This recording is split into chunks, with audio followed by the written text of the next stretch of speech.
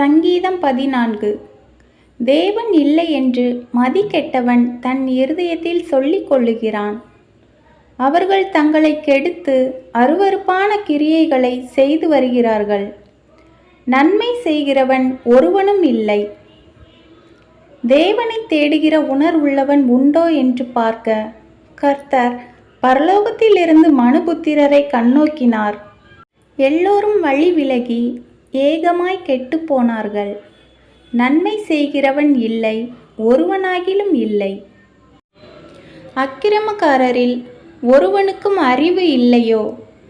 அப்பத்தை பட்சிக்கிறது போல என் ஜனத்தை பட்சிக்கிறார்களே.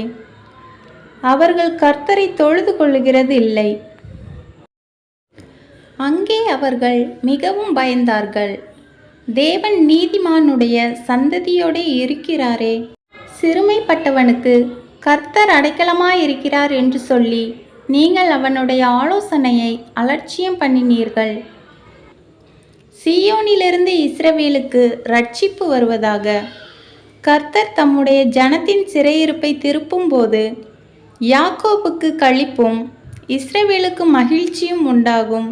ஆமேன்.